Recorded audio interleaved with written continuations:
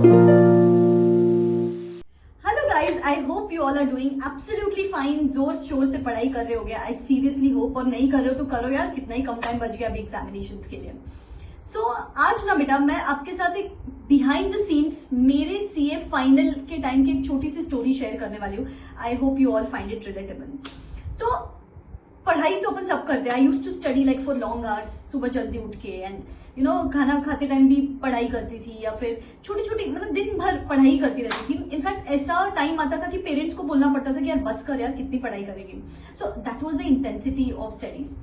But behind the scenes, या फिर जब मैं उस रूम में बैठी रहती थी दिन भर मेहनत करते करते, I use to always have this one thought constantly, what if I fail. इतनी मेहनत तो कर रही हूँ, सपोज मैं एग्जाम में ब्लैंक हो गई तो, सपोज इस बार पेपर डिफिकल्ट आया तो, सपोज मुझे सॉल्व नहीं करते आया कुछ, या मैं वो 1.5 डे में कुछ मैनेज नहीं कर पाई। इतनी मेहनत कर रही हूँ, क्या मुझे और 6 महीना रुकना पड़ेगा? 6 महीना छोड़ो, क्या मैं पास तो हो जाऊंगी ना? I used to always have this thought, pass तो हो जाओगी ना? Is there any way out of it? I hope I get out of it as soon as possible. हमेशा ये थॉट्स आते थे मेरे दिमाग में। एंड ये जो थॉट्स होते हैं ना, ये एक स्नोबॉल इफेक्ट की तरह काम करते हैं। I used to always feel कि चलो अगर मैं फेल हो गई, फिर उसके बाद अलग थॉट्स आने लग जाते थे दिमाग में। अरे यार, मेरे पेरेंट्स ने क्या किया था मेरे लिए ना, एक अलग से रूम मेरे पूरे घर में, we used to live in a joint family, तो वहाँ पे बहुत आवाज वगैरह होता था। तो मेरे लिए एक अलग से रूम जहाँ पे आवाज कम आती है, प्रॉपर मेरे पापा ने पूरा फर्नीचर वगैरह, स्टडी टेबल, एवरीथिंग, एसी लगा लिया था रूम में एंड ऑल ऑफ इट, ताकि मैं अच्छे से पढ़ाई करूँ। तो वो गिल्ट अलग था यार, वो एडेड गिल्ट था कि यार जो मांगा वो मिला है, जो चाहिए था वो मिला है, जो एटमॉस्फेयर चाहिए था, एनवायरनमेंट चाहिए था, बुक्स चाहिए थी, सब कुछ मिला है। Irrespective of all of this, मेरा छोड़ो, if I disappoint my parents, suppose मैं नहीं क्लियर कर पाई, तो उनके जो विशेस है, उनके जो ड्रीम्स है, वो भी शैटर हो जाएंगे।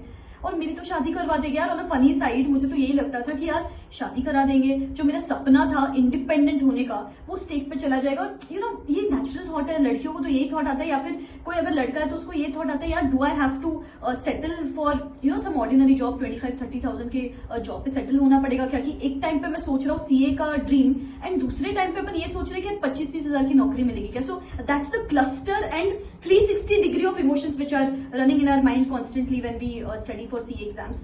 अलग अलग थॉट्स यार, कि मैं फेल हो गई, मेरे फ्रेंड्स पास हो गए तो they will work in big corporates, they will have a big car, they will have a big flat, ये वो। मैं ही अकेली पीछे रह गई तो एन नंबर ऑफ थॉट्स होता था। 10-15 मिनट ये थॉट आता था। उसके बाद वापस जब मैं टाइम देखती थी, खुद को बस इतना बोल रही थी, अरे छोड़ यार ये सब छोड़, अभी पढ़ ले, जो होगा वो देखा जाएगा। आज जब मुझे कोई पूछता है कि कैसे डील किया यार, कैसे डील किया सीए की इतनी हेक्टिक स्टडीज, इतने रोलर कोस्टर ऑफ इमोशंस, इतना प्रेशर होता है, when I look back, I just find this one statement, which is so simple yet so profound. पढ़ ले, जो होगा वो देखा जाएगा। Isn't it that simple? अपन ना सोच सोच के अपना दिमाग खराब करते हैं, सोच सोच के we ruin the things. And इतना हाइट तक अपन सोच लेते हैं, जहां तक the things are not existing in reality, but इतना सोच लेते हैं अपन कि अपने अंदर जो इमोशंस है या जो फील होने लग जाता है, ऐसे ही लगता है कि अपन एक्चुअली फेल हो गए क्या लाइफ में। That's the psychology, that's how it works. लेकिन इजंट इट दैट सिंपल? अभी आप भी उसी फेज में हो कि 30 डेज बचे, फेल हो गई तो, याद नहीं आया तो, ये हो गया तो, वो हो गया तो। ऑलवेज एक ही बात खुद को बोलो, मेरे हाथ में है क्या? What is in my hand? आज का दिन, आज का टारगेट, आज का चैप्टर, उसको मुझे प्रॉपर जस्टिस देना है, दैट्स इट। अगर जितना कॉम्प्लिकेट करोगे ना, तो जैसे मुझे वो chain of emotions, chain of thoughts आ रहे थे, आपको भी वही सब चेन ऑफ थॉट्स आएंगे। और जितना यू कीप इट सिंपल, छोड़ यार जो होगा देखा जाएगा, आज का जो टारगेट है वो तो कंप्लीट कर लेती हूँ, simple. If the thing is out of your hands, it should be out of your mind as well. तो that is what I applied back then. तो ये फैंसी टर्मिनोलॉजी है जो मैं कोट यूज कर रही हूँ, बट बैक देन तो मैंने यही किया, छोड़ यार जो होगा देखा जाएगा, आज जो है वो कर ले, जो हाथ में वो कर ले, टाइम बीतता जा रहा है। तो मैं ये बिल्कुल नहीं बोल रही हूँ आपको कि ये थॉट्स नहीं आएंगे। I used to have this thoughts, या फिर आज कोई भी सीए का एग्जाम दे रहा है, उनको ये थॉट्स आने ही वाले हैं। It is absolutely normal, absolutely natural. यार सीए का एग्जाम दे रहे हो, कोई बीकॉम का एग्जाम नहीं दे रहे हो, it is, you are going to have those thoughts. लेकिन अपना जॉब क्या है? To get our distracted mind back, get our distracted mind back to studies, वही अपने हाथ में।